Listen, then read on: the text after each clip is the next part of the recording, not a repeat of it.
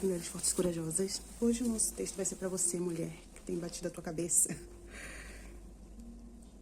buscando coisas para encher o seu coração, mas parece que ele nunca está satisfeito. Nosso texto vai estar em Cantares 5, a partir do 2, que diz: Eu estava quase adormecida, mas meu coração vigiava.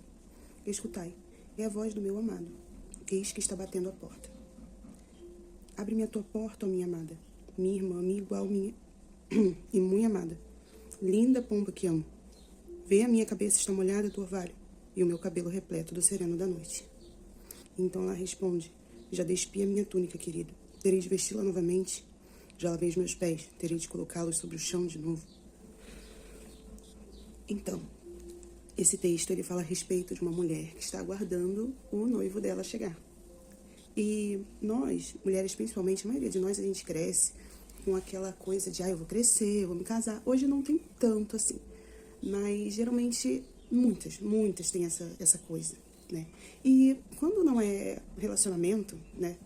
Hoje em dia a gente coloca outras prioridades. Mas não importa, são anseios que nós temos na nossa alma. Então, aquela mulher, ela estava com um anseio.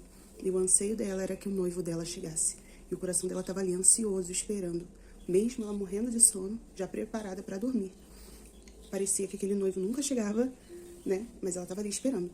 E quando ele chega e bate a porta, a gente vê que, embora ela estivesse ali aguardando, né, e ansiando por aquele momento, ela não se levanta para abrir. Ela é como se ela já não se importasse mais. Não sei, talvez ela tenha esperado demais e ele demorou a chegar, ou não foi do jeito que ela esperava, mas eu sei que quando ele chega, ela demora a abrir a porta, ela inventa desculpas para abrir a porta. E muitas de nós somos assim. Não sei, talvez você esteja aguardando algo, alguém.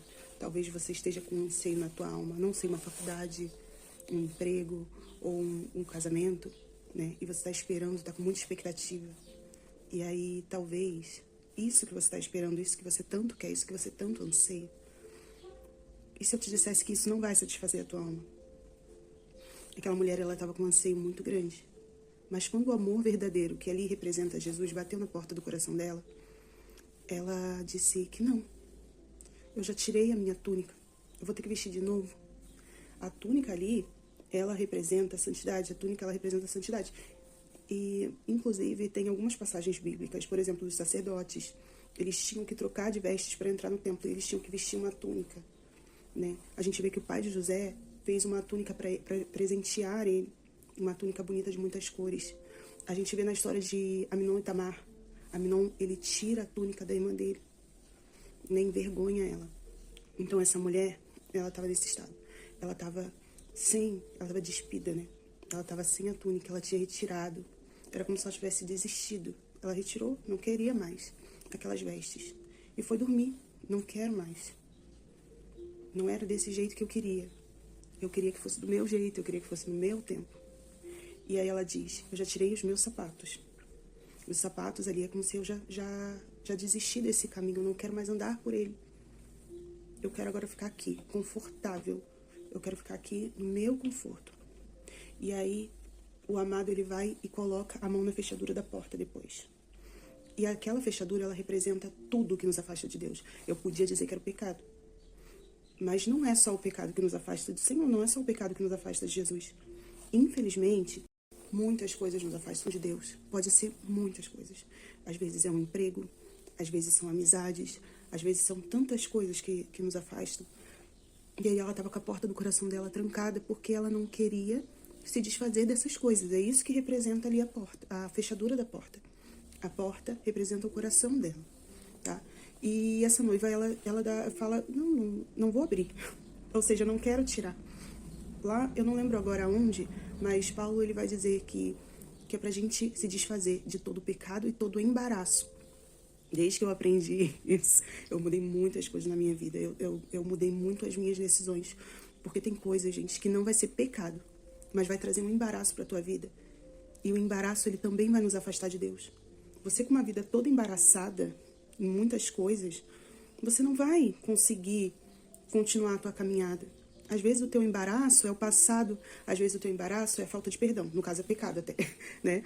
o teu pecado. Pode ser que você não está conseguindo perdoar as pessoas. A gente às vezes acha que pecado é algumas coisas bem específicas, mas que já é de uso comum, é roubar, matar, né? Isso aí. Mas você não perdoar acaba sendo um pecado, porque Jesus diz que se nós não perdoarmos, nós não seremos perdoados, tá? Então talvez seja uma falta de perdão, talvez seja essa tranca que está aí hoje na tua porta. Só que quando ele passa a mão pelo buraco da fechadura, passa a mão na fechadura, o coração dela treme. Ali ela teve certeza, esse é o meu amado, porque ele tocou em algo sensível que ninguém nunca tinha tocado. Uma pessoa estranha não vai tentar abrir a tua porta pela maçaneta. Vamos dizer que ali era como se fosse a maçaneta pra gente hoje, né? As fechaduras antigamente eram diferentes. Mas um estranho não vai colocar a mão na maçaneta, só alguém que sabe. Daí eu me lembro agora da história da mulher que tá lá na frente do poço e Jesus fala pra ela que ela já tinha tido que ela já tinha tido maridos e que aquele lá não era dela. Se eu não me engano, ela teve 5 maridos. E aquele que ela tava não era dela. Ou seja, Jesus tocou no pecado dela ali, ó. Que talvez ninguém tenha... Ele não conhecia ela. Jesus tocou especificamente e falou, não, é assim, assim. Então ali, o amado, ele toca nessa área sensível dela e fala isso. Talvez hoje a tua área sensível seja a cura.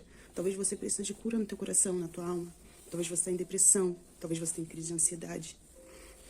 E eu sei que é horrível. As pessoas, elas não entendem, não sabem diferenciar, infelizmente, ainda doença de pecado.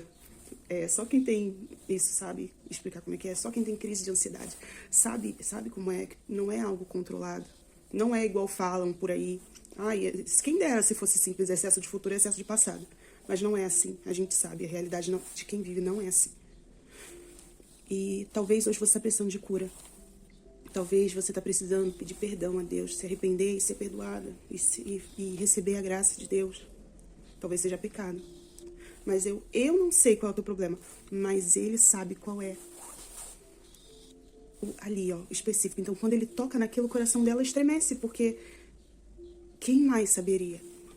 Quem mais iria tocar ali na maçaneta e tentar abrir a porta? E uma coisa, Jesus, Ele não arromba a porta. Ele só entra se nós permitirmos, tá? Ele só entra se a gente permitir. Quem entra por buraco de fechadura é o inimigo. Satanás só que faz isso, tá? Deus, ele não faz. Então, ela tenta abrir a porta, ela se levanta desesperada quando ela vê que é ele. E aí a Bíblia vai dizer que as mãos dela destilavam mirra. E mirra, naquele tempo, ela significava purificação, santificação. Então, ali, naquele momento, era como se representasse o arrependimento. Era isso que significava. Porque a santificação, ela vai vir através do quê? O primeiro passo, o arrependimento. Era como se ela estivesse chorando amargamente, era como se fosse algo amargo, porque a Bíblia vai dizer que a mirra ela era amarga. E, inclusive, a mirra ela era usada também no sepultamento. Ela era usada também no óleo da unção. E ela foi um dos presentes que os 3 reis magos levaram para Jesus. Então, no final, ela entra em desespero e sai procurando. E é espancada. Por quê? Porque quando você tenta procurar o amor do Senhor no lugar errado, quando você tenta procurar o amor no lugar errado, você se machuca. Sempre que nós colocarmos algo acima de Deus, nós vamos nos machucar. Seja o que for, tá? Seja o que for. Não vou falar só de relacionamento, porque hoje nossa vida não se resume a isso. Mas às vezes, infelizmente, muitas coisas tomam o lugar de Deus na nossa vida, na nossa mente, no nosso coração, sabe? Vícios, tantas coisas, sabe? E ela sai e fala, e cadê? Agora eu tô doente de amor e ele não tá aqui.